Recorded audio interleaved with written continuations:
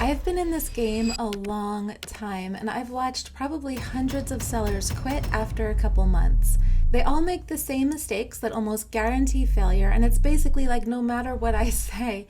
And the crazy part is, the fix is so simple that most people think that it can't actually work. But I'm going to now show you in this video the 3 mistakes that can kill a lot of the print-on-demand businesses and the ridiculously simple solution that actually generates sales in many cases. Can't guarantee results, normal disclaimer, but dude, we can make it a lot more simple. Okay, so the first mistake is that people will perfectionist themselves out of profits. I see sellers, they'll spend weeks on one design, tweaking the font, asking what font should I download, adjusting colors, hiring freelancers for illustrations, making it this whole big thing.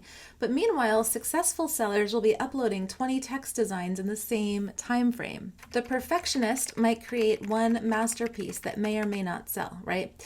But the tester will create 20 designs and then let the marketplace pick the winners. Guess who makes money first? Now, some people learn this the hard way after maybe spending 40 hours on a design that never sells or something, right? But I've seen people will do this and then they'll throw up designs and be like, wow, I put this together in 2 minutes and it's become my bestseller. I've seen that over and over again in the Facebook group for Low-Hanging System.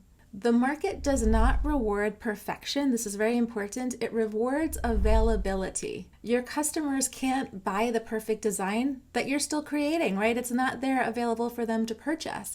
They can buy, though, the good enough design that's already uploaded. The second mistake is analysis paralysis on niche selection. So people will research for months trying to find the perfect untapped niche or something, reading blogs, joining Facebook groups, analyzing competition, all this stuff. But while they are researching, the successful sellers are testing. Maybe they make a design for dog owners, for kindergarten teachers, for basket weavers, for gamers. They upload, they wait, they see what sells. The niche research, as I see it, it happens after you get the sales data, not before. I know other people will say things different, but I'm trying to make things as simple as possible and share with you guys what is simple as possible. I'll see people wait 6 months researching an industry, never uploading one single design. And then of course it's like you suck out all of the energy, all the enjoyment out of it by the time you get going. Other people might upload 5 random pet designs in 1 week and sell a couple within a couple days. Not all the time, but it's just you see the difference. Now, then you have winning designs. You can then see what works and then create more designs in the similar sub-niches, because first seller over here is sitting here with 0 income, perfect research. Second seller, actual sales, and then real market data. The market is going to teach you what works way faster than research ever could. Now, the third mistake is that people will quit right before breakthroughs.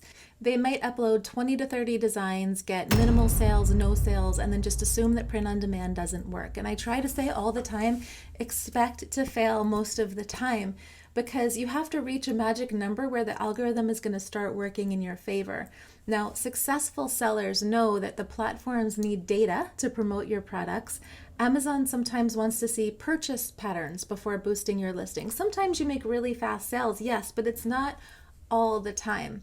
Etsy sometimes wants customer behavior before they start analyzing your designs, but a lot of times it takes time, it takes consistent uploads. It's not one of these things that's going to make you a lot of money really fast, but I do think that most people quit before they should. People who quit, if I'm just thinking about our Low-Hanging System Facebook group, the people who quit probably upload an average of 40 designs.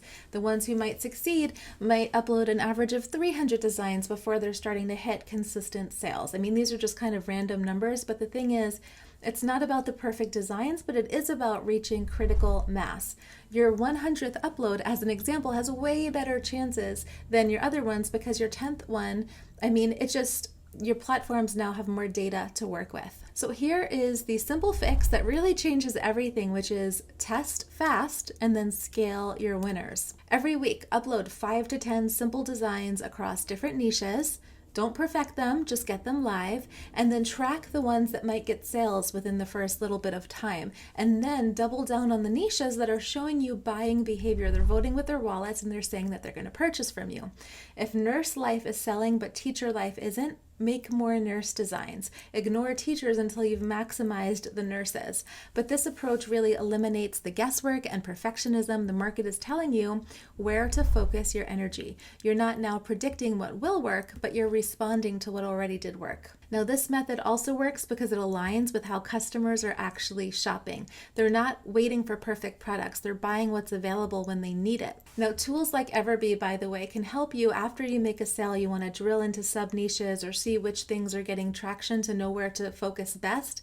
I really do love Everbee. I know I mentioned in all the videos, they sponsor these videos, but also it's a great tool. I'll have a link to Everbee in the description. Now, the sellers making a lot of consistent money, they're not going to be the most creative or the most skilled, but they're the most systematic about testing and scaling, and the simple system is going to beat the complex strategy every single time. So if you would like my systematic approach, including how to find different niches, frameworks, scaling strategies, check out my low-hanging system training. I'll have a link to that in the description.